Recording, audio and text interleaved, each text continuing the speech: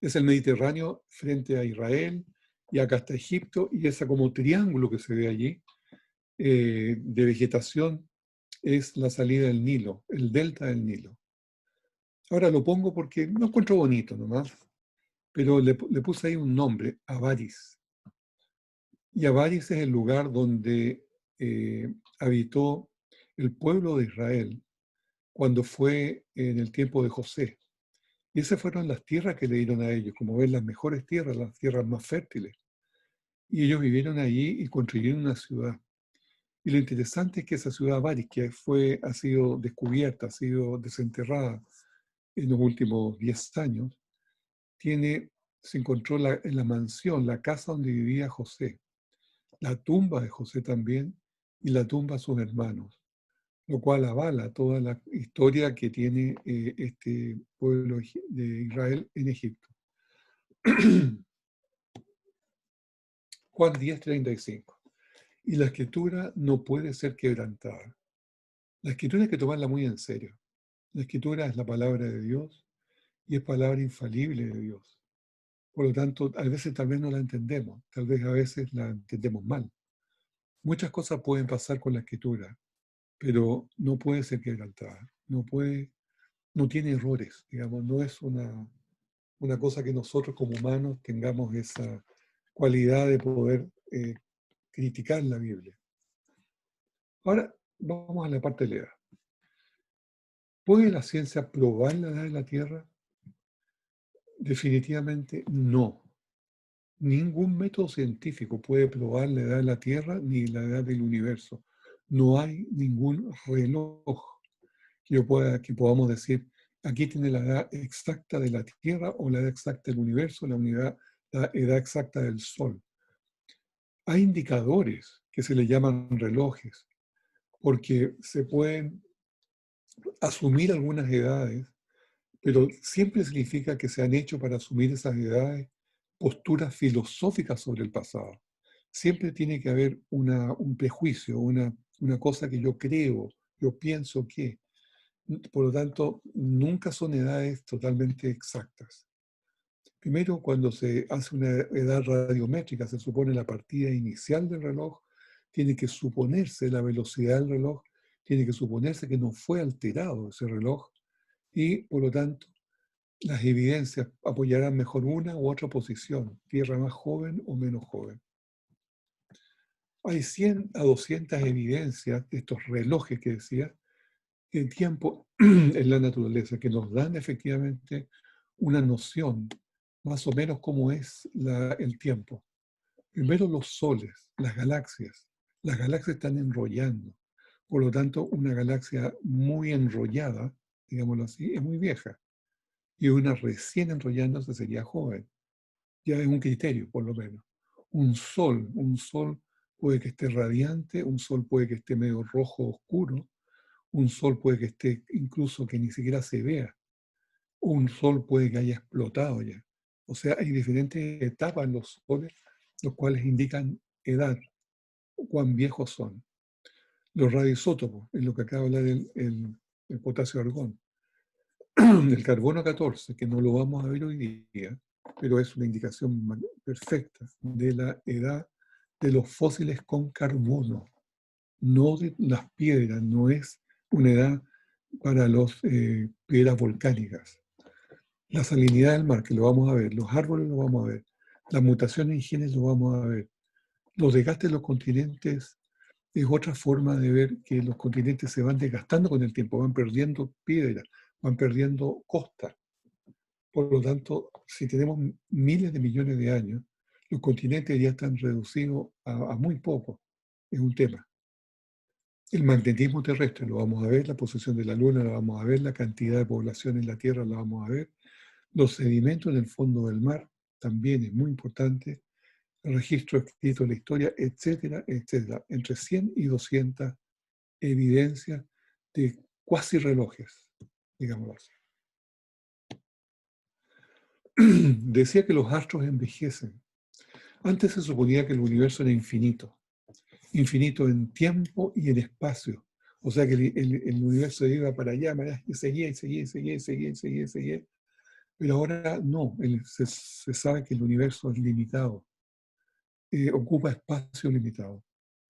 Se preguntarán, bueno, ¿qué hay más allá de eso? No sabemos, no se sabe simplemente. Pero se sabe que nuestro universo es limitado. Y es limitado en tiempo también. Tuvo que haber iniciado su vida en un momento que fue creado, creado por Dios. Porque todos los astros se envejecen y se desgastan. Pensemos que el Sol, el Sol es una bola de combustible, que es hidrógeno. El hidrógeno se quema y se transforma en helio. Por lo tanto, esa bola se está quemando a través de fusión y va a llegar un momento que no va a quedar combustible, igual que el estanque del automóvil. Así que ahí el asunto se va a terminar en ese sol, en esa estrella. Isaías 34 nos dice, el ejército de los cielos se disolverá. Salmo 102 dice, ellos perecerán, los astros se refiere, y como una vestidura se envejecerán. Hebreos 1:10 dice que ellos perecerán y se envejecerán como una vestidura. Siempre hay referencia a que la cosa va perdiendo orden, va perdiendo entropía o va ganando entropía. Es lo contrario. ¿Qué evidencia tenemos que la gente cree y hace que la gente crea y aseguran que la Tierra es antigua? Estas son las evidencias. Estas son las que son más comunes. Cuando se le pregunta a la gente si la Tierra es antigua, sí, por supuesto. Los corales crecen muy lento, necesitan millones de años. Vamos a verlo. El carbono 14 es indicación de millones de años. Mentira, no lo es. La separación de los continentes sí se demoran tanto en separarse que para separarse y llegar a lo que están ahora tienen que pasar millones de años. Mentira, tampoco es verdad. Los animales fosilizados no se pueden fosilizar en poco tiempo, necesitan millones de años para fosilizarse. Mentira, no es así. La datación radiométrica es otro problema que no lo vamos a ver ahora, ni la luz de las galaxias distantes tampoco lo vamos a ver ahora. Aquí tenemos un coral que no necesitó millones de años para crecer.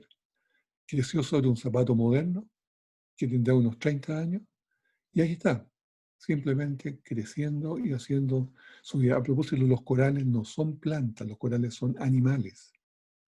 Ya, animales que van creciendo y van dejando restos. Entonces, son sus casas, todas estas ramas que se ven, son sus casas que van volviéndola a crecer y a crecer y a crecer. Y eso es lo que se ve, no es una planta. Otra demostración. La erosión, no hay suficiente sedimento en el fondo del mar. ¿Qué significa esto? Se sabe que por las lluvias, por el viento, existe un corrimiento de 20.000 millones de toneladas anuales de tierra y de sedimentos desde la tierra, desde los continentes, hacia el mar. 20.000 millones de toneladas. Este material se tiene que acumular, por lo tanto, en el fondo del mar y hacer un sedimento, hacer una borra ahí, un sedimento. Y ese, en promedio, se estima que debería ser actualmente, que es del orden de 400 metros en sedimento. Sin embargo, si estuviéramos acumulando ya por más de 3.000 millones de años, perdón, que se supone que tiene el mar y la tierra, significa que el mar debería estar colmatado, lleno de sedimentos ya. Pero la evidencia física es que son solamente 400 metros. Por lo tanto, eso es más consistente con 12 millones de años y no con 3.000 millones de años. Entonces, además, hay otro punto, que en 14 millones de años, los continentes ya se habrían borrado por la erosión, porque los continentes se desgastan muy rápido y se habrían simplemente borrado, le sería una tierra plana, pero no es así. Toda la indicación de que hay no mucho sedimento y los continentes todavía tienen grandes alturas, indica que no es muy antiguo. Ahora, al llevar esos sedimentos al mar, también se acumulan sales. Por lo tanto, la acumulación de sal en el mar salado, es una indicación también de tiempo. Cada año los ríos llevan al mar, por el lavado que hace de la tierra, 458 millones de toneladas de sodio. Si fuesen 3.000 millones de años que la salinidad del mar sería altísima, 70 veces la cantidad de la salinidad que tenemos hoy día. Y hoy día hay solamente 11 gramos de sal por litro de agua. El mar muerto, como contraste, es un gran ejemplo de salinidad acumulada, que está en una depresión, porque está en una depresión de 394 metros bajo el nivel del mar. ¿Ya? O sea, si se rompieran esas murallas, se llenaría de agua de mar, pero no es así porque está protegido. Entonces, 394 metros bajo el nivel del mar hace que el río Jordán que llega allí se apose y no tenga para ninguna otra parte que ir. Por lo tanto, se va evaporando continuamente el agua y se va aumentando la cantidad de sal que tiene contenido el mar muerto. Y actualmente tiene 350 gramos de sal por litro de agua. O sea, tiene más de 35 veces lo que tiene el mar común. Ahora, ahí podemos ver una imagen del mar muerto debido a la densidad que tiene. Por tanta sal tiene una alta densidad. Por lo tanto, una persona tiene una gran bollantez. Se mete al mar y queda, podemos decir, se puede sentar en el agua y leer el diario como se ve allí. En los bordes del mar muerto, abajo, se ve también cómo está cristalizada la sal, por ese mismo efecto. El dipolo magnético. Nosotros tenemos un gran dipolo magnético, la Tierra, la cual nos protege de todos los rayos cósmicos del Sol. El Sol está continuamente disparando rayos cósmicos y eso a la Tierra la afectaría muchísimo. A nosotros nos afectaría por la radiación y nos produciría daño, nos rompería nuestros ADN. Pero gracias a Dios y su sistema de protección que puso la Tierra, tenemos un campo magnético, el cual es un verdadero escudo y los rayos cósmicos del Sol pasan por alrededor de la Tierra y se traspasan, llegan a ella muy pocos. Llega también, pero muy poco, muy atenuados, digamos así. El dipolo magnético de la Tierra, sin embargo, se está degradando. Se degrada 5% cada 100 años. Por lo tanto, la Tierra pierde la mitad de su energía del dipolo magnético cada 1400 años. Cada 1400 años es la mitad de lo que era 400 años antes. Y en 1400 años más va a ser la mitad de lo que es hoy día. Y así va perdiendo su capacidad, su potencia. El día de hoy se mide y tiene 65.000 nanotesla. ¿Ya? Marte tiene 1500 veces, pero tiene 1500 nanotesla, 40 veces menos que la Tierra. Por lo tanto, sabemos que Marte no tiene mucha protección para los rayos cósmicos. La Tierra sí la tiene. Lo digo porque después vamos a analizar a Marte, en algún momento vamos a analizar a Marte, que no es el lugar exactamente para vivir, porque si no tiene la protección para los rayos cósmicos, significa que los que vivan allí van a estar permanentemente bombardeados por los rayos cósmicos del Sol, y eso, a menos que estén protegidos, les va a dañar su ADN y los va a matar. La dendrocronología. Todos hemos conocido de siempre de que los árboles nos van indicando su edad en la medida que van haciendo anillos. Por lo tanto, un árbol que tiene tantos anillos más o menos tiene tanta edad, que se estima que es más o menos un anillo por año, en principio, pero les voy a aclarar un par de cosas ahí. Y si los árboles indican su edad, se ha encontrado el árbol más antiguo del mundo, que de hecho no solamente es el árbol más antiguo del mundo, sino que también es el organismo vivo más antiguo del mundo. Con esto quiero decir que no hay tortugas, no hay loros, no hay ballenas, no hay nada que sea más antiguo que este árbol. Se llama el Bristol Cone Pine o Pinus longaeva, que vive en los White Mountains en California. Y se le encontró, y entonces a través de un taladro que se le mete al tronco, se le midieron 4.723 anillos. Claro, ustedes dirán, entonces tiene 4.723 años. pero cuidado, no es tan rápido. Lo importante es que este árbol, el Bristol Cone Pine, que se llama Metusalem, que es el más antiguo, es el más antiguo de todos los árboles. No hay ninguno que tenga más edad. Por lo tanto, se puede decir con tranquilidad que es un árbol que nació recién después del diluvio. Se estima que tiene 4.000 años, no 4.700 años, 4.000 años, porque vive en un lugar de un clima muy variable que tiene un problema de altura, vive a 3.000 metros de altura, en la roca, no tiene tierra debajo, sino que tiene piedras. O sea, vive en un lugar muy, muy agreste, por lo tanto es muy duro como árbol y resistente. Ahora, si no hay árboles hoy día que sean de más de 4.300 años o de 4.000 años, significa que hubo un evento, que es el diluvio, que destruyó a todos los árboles y todo lo que creció después es lo que está presente. Eso es muy importante. Entonces decía que el Bristol Cone Pine, ahí tenemos una imagen de un hombre con un Bristol Cone Pine, se piensa de que los árboles pueden producir un anillo por año, pero se ha descubierto de que no es tan así. Cuando hay tormentas inusuales, con abundante lluvia, mezclada con periodos secos, puede producir anillos múltiples en el año. Es decir, hasta un anillo por tormenta mayor. Por lo tanto, asumir que un año lleva un anillo es un error. Puede ser así cuando no hay tormentas inusuales, pero en general eh, no es así. Hay excepciones.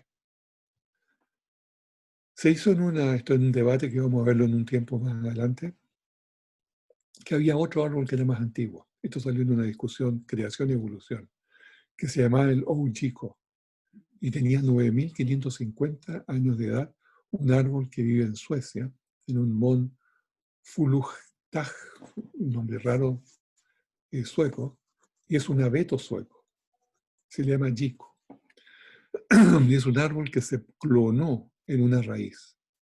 El árbol mismo no tiene más de 100 años, pero la raíz donde está plantado, ese es lo que se decía que tenía mucha edad. Bueno, se le midió con carbono 14, por eso es que salió 9.550 años. Por lo tanto, no se hizo por dendrocronología, o sea, a través de los anillos. Y cuando se hace con carbono 14, cuando es más de 3.000 años, se tienen que hacer correcciones. Entonces, los 9.550 años debe disminuírsele bastante por corrección. Así que no tiene mayor valor este reclamo de edad de ese árbol.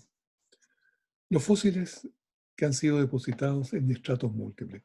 Veamos acá este caso en The Joggings, en Nueva Escocia, Estados Unidos, donde tenemos 760 metros de profundidad de estratos que corresponde a 20 zonas geológicas diferentes. Cada línea que pasa así, se supone que son millones de años según la evolución. Pero ¿qué tal cuando tenemos un árbol que cruza de una línea de abajo hasta una línea de arriba? Como se ve en la foto de mano derecha. ¿No está diciendo eso que ese árbol tiene millones de años? ¿Millones de años que vivió por millones de años? ¿O millones de años que fue enterrado, murió y ha estado enterrado por millones de años? Bueno, implica en realidad bastantes cosas que uno pudiera decir así, porque los árboles se pudren. O sea, los árboles no resisten tanto tiempo, no viven millones de años, y no es el caso. Aquí tenemos muchos ejemplos de lo mismo que estoy diciendo. Lo que pasa es que esas líneas que cruzan así no son de millones de años. Lo que son indicación de una gran catástrofe, de un gran cataclismo, que es el diluvio. Y estos árboles quedaron enterrados en esas condiciones. La distancia de la Tierra a la Luna. La Luna es nuestro gran modulador, digamos así, para nuestro clima, que nos mantiene en nuestro eje de 23,5 grados en forma permanente. La Luna es una gran ayuda para la Tierra y fue hecho un conjunto. Ahora, Lo que se sabe sí es que la Luna se está apartando de la Tierra 3,8 centímetros o digamos 4 centímetros al año. Y eso es muy interesante. Ahí tenemos una foto de un satélite que iba por afuera y se ve a la Luna pasando como sobre la Tierra. Son fotos totalmente reales. O la Luna y la Tierra ahí al fondo. También una foto estupenda. La Luna se aleja entonces de la Tierra 4 centímetros por año. La Luna no pudo estar más cerca de la Tierra que lo que se llama el límite de Roche, que es la línea punteada, por un problema físico. No importa el detalle, pero simplemente no pudo haber llegado a menos distancia que eso. Y hoy día está a 385.000 kilómetros de la Tierra. Ahora, hace un tiempo atrás, cuando se hicieron las misiones lunares y fue el hombre a la Luna, se instalaron allí unos espejos reflectores de láser que hasta el día de hoy funcionan. Es el único experimento que se dejó allá arriba, en la Luna, que todavía se puede usar. Se instalaron 6 unidades de estas, que se ve en la foto allí. Estos reflectores, por lo tanto, responden a una haz de, de láser que se levanta de la Tierra y ese láser se devuelve y se sabe exactamente a qué distancia está la Luna. Y eso se ha hecho continuamente para poder tener la distancia de la Luna a la Tierra. Por lo tanto, eso ha confirmado que la Luna se está apartando de la Tierra los 4 centímetros que decía antes. ¿Qué es lo que nos causa esto? Lo causa la atracción gravitacional que tiene la Luna sobre el mar. Como ven allí, tenemos la Tierra y tenemos como una especie de envoltura. Esa, en forma exagerada, es la marea, la alta marea que está ejerciendo la Luna. Cuando la Luna pasa por arriba de un mar, de un océano, lo atrae. Y al atraerlo, lo tironea. ¿Ya? Y al tironearlo, está retrasando a la Tierra en su giro. O sea, la está frenando. Y estos dos conjuntos, Tierra, Luna, tienen que tener un equilibrio. Y ahí está el punto. Como la Luna está afectando a la Tierra y la está retrasando, la Luna tiene que acelerarse para compensar ese efecto del momentum. ¿Ya? Ahí tenemos la misma idea, que el mismo bulto que tiene el agua está retrasando la Tierra y la Luna, por lo tanto, se está acelerando. Esto se llama el principio del momento angular. Ya no creo que, no pretendo que entiendan ahora exactamente qué es eso, pero el principio se entiende muy bien cuando ven una bailarina. Una bailarina que baila está girando, pero con los brazos abiertos, gira lento. Pero apenas cierra los brazos, empieza a girar muy rápido. Y uno dice, ¿por qué gira rápido cuando antes estaba girando lento? Es justamente porque el sistema bailarina tiene que mantener su momento angular. Y al cerrar los brazos, ella está cambiando las condiciones. Y exactamente eso es lo que pasa entre la Luna y la Tierra. Cuando la Tierra se frena, porque la están frenando por las mareas, el sistema Luna-Tierra tiene que compensar eso, por lo tanto acelera la Luna en su giro alrededor de la Luna. Y al girar a más velocidad, se aparta. Y esos son los 4 centímetros anuales. Ya. Ahora, ¿cuál es el punto? El punto es que si la Tierra y la Luna tuviesen 4.000 millones de años ya, o 4,6, esto depende del que lo diga, 4,6 mil millones de años desde su formación, significa que la Tierra, primero, debería estar muchísimo más lejos si tuviera toda esa edad. No debería estar a 385.000 kilómetros. Sin embargo, a la distancia que está, bastaría con 1,3 mil millones de años para llegar al lugar donde está ahora. ¿Ya? Entonces está indicando que algo está mal medido. Aquí pasamos a otra objeción habitual, que son los testigos de sondeo de hielo. Cuando se va a Groenlandia o se va a la Antártida y se hace un taladro hacia el hielo, se dice que hay muchos años allí que están registrados. Pero veamos lo que dice este hombre. Mis colegas científicos van a lugares como Groenlandia, el Ártico, la Antártica y perforan el hielo con taladros huecos. No es tan extraordinario hacerlo. Ustedes recordarán haciéndolo cuando van a instalar, por ejemplo, una chapa en la puerta. Se sacan largos cilindros de hielo, largas barras de hielo. Están hechas de nieve y por consecuencia se llaman hielo-nieve. Esta se forma en el invierno cuando cae nieve y se aprieta con el peso de las capas superiores. Se aprietan y atrapan burbujas de aire. Estas burbujas deben ser de atmósfera antigua. No hay nadie que ande por allí con una aguja hipodérmica poniendo aire en las burbujas. Y nosotros encontramos que algunos de estos cilindros tienen 680.000 capas.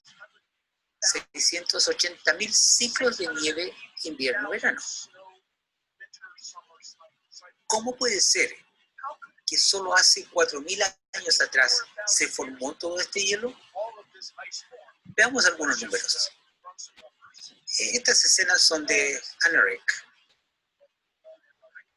Tenemos 680.000 capas de hielo-nieve y 4.000 años desde el diluvio. Esto significa que necesitamos 170 ciclos invierno-verano por cada año por los últimos 4.000 años. ¿Nadie se dio cuenta de esto? Sorprendente. ¿Nadie se dio cuenta de que hubo invierno-verano 170 veces cada año?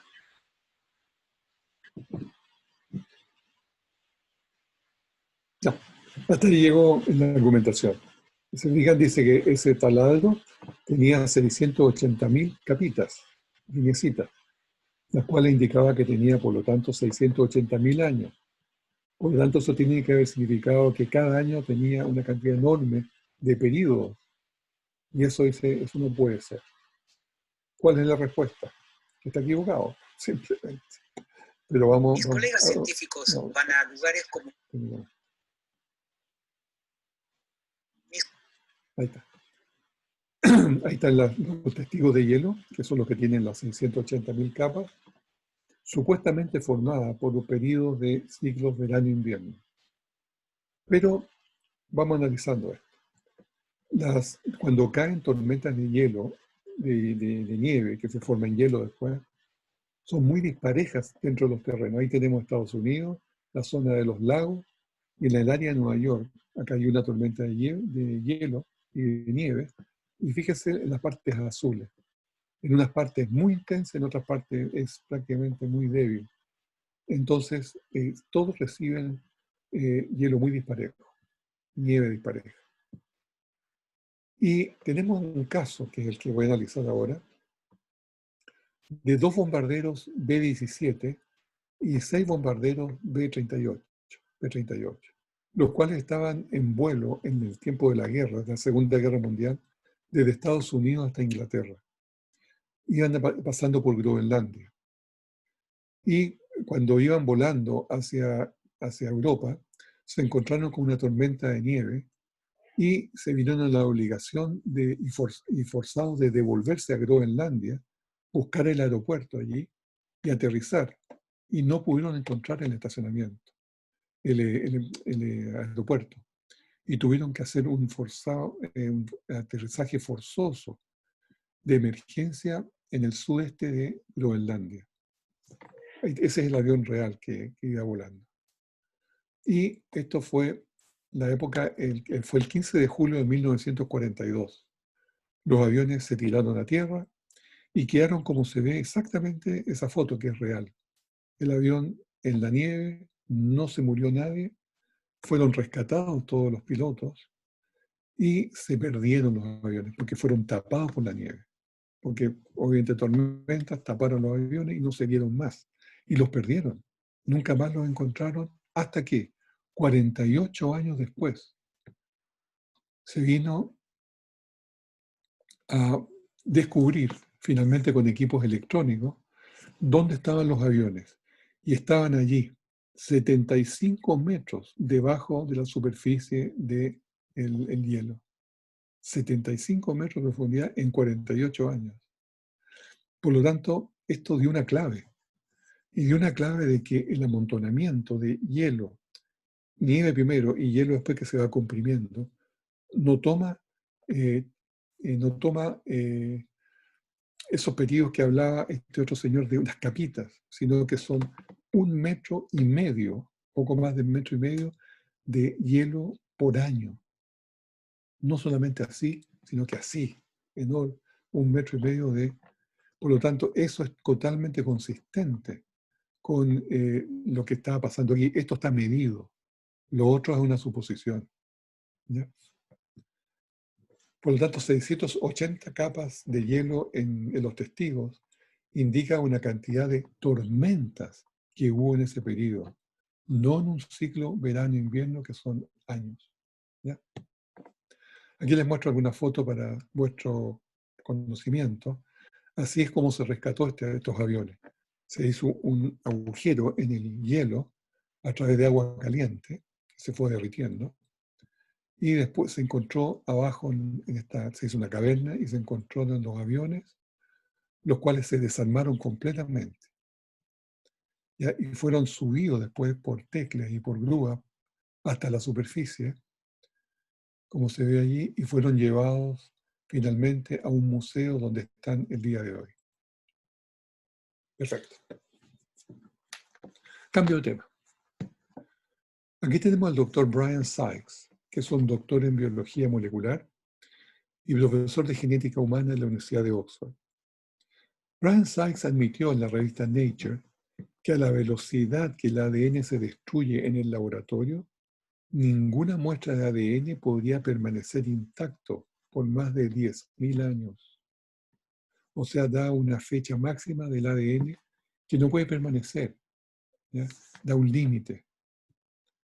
También hay un pájaro moa en Nueva Zelanda que se le encontró el ADN, pero las moléculas de ADN también se determinó que después de 10.000 años desaparecerían, ¿ya?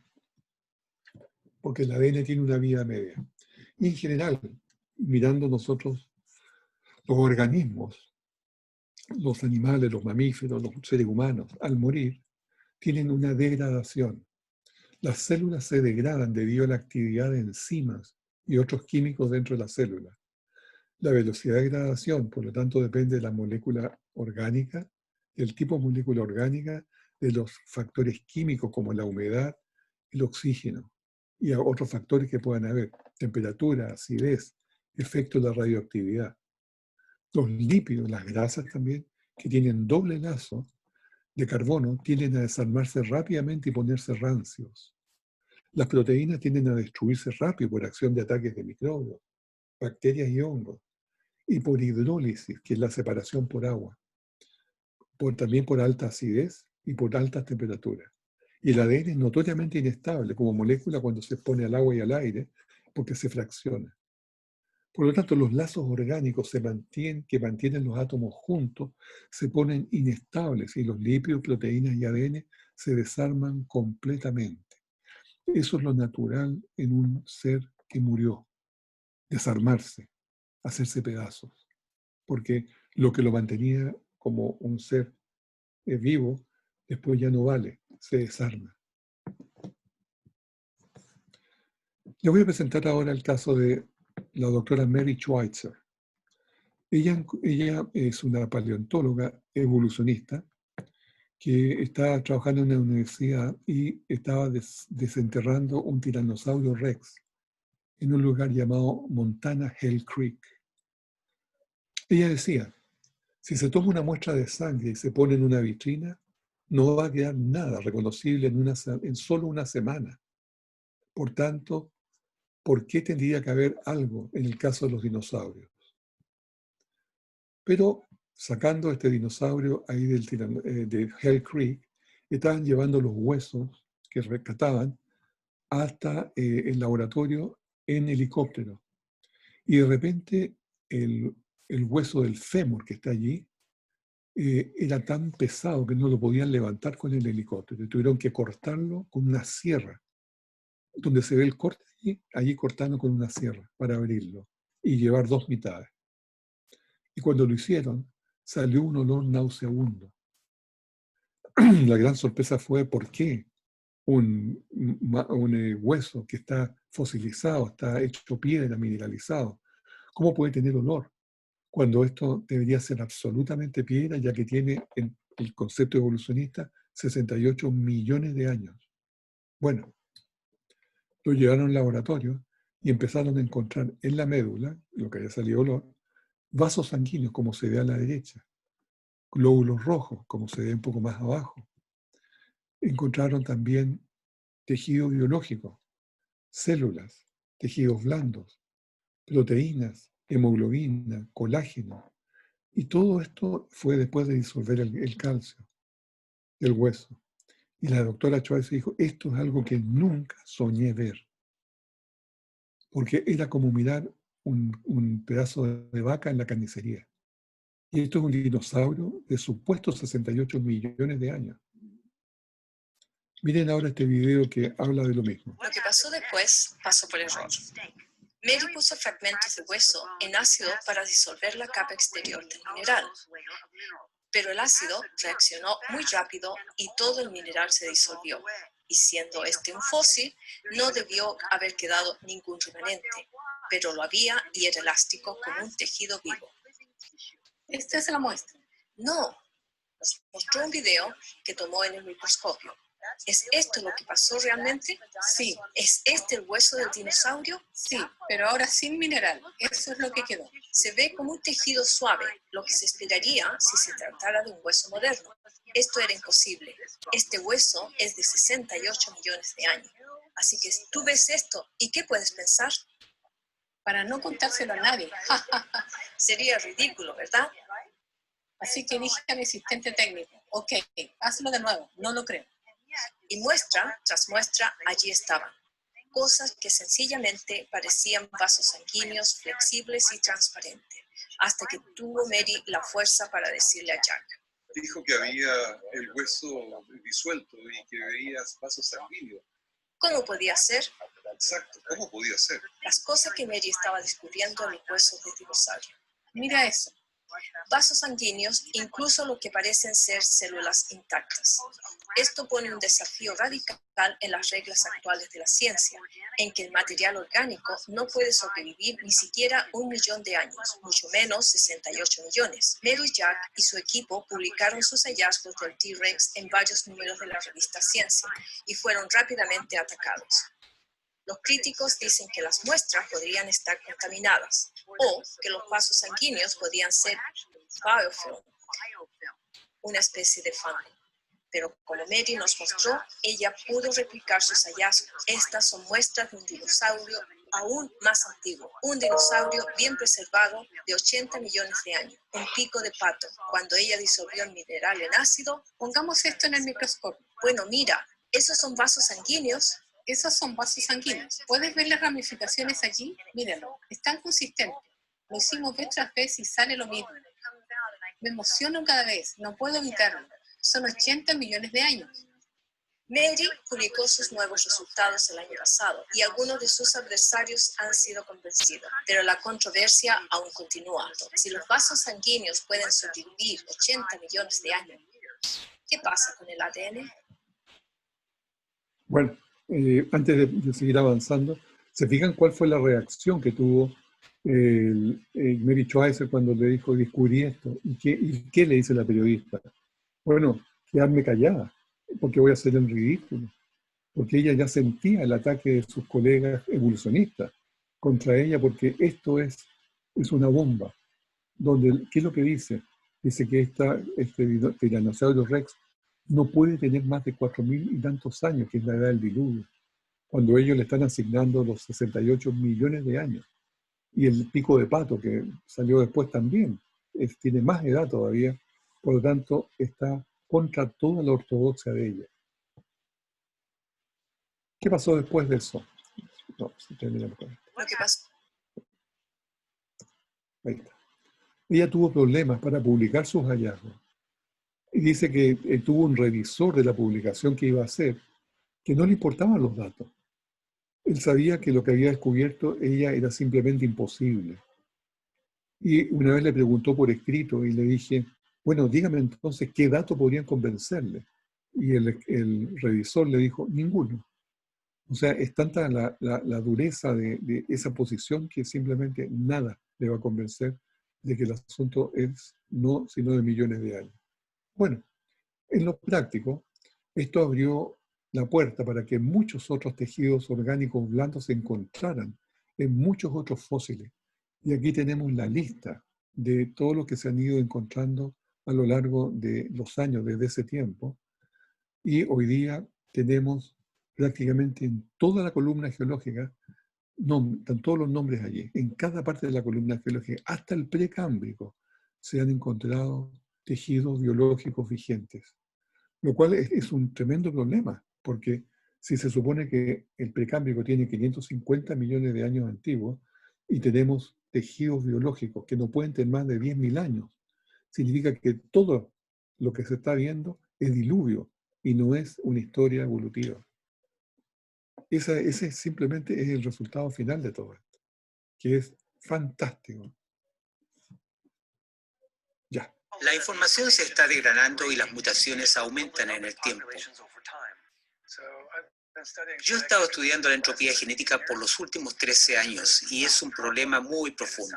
Es algo bien conocido por los genetistas y el problema es que las mutaciones malas se acumulan en el genoma humano. Esto se ilustra mejor si lo consideramos a nivel personal.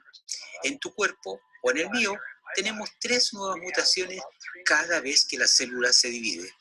Esta es la razón por la que morimos y es la razón por la que envejecemos. La razón por que todos nuestros sistemas comienzan a deteriorarse es por este proceso de mutaciones y su acumulación de malas mutaciones en nuestro genoma. Por eso es que hay una expectativa de vida máxima.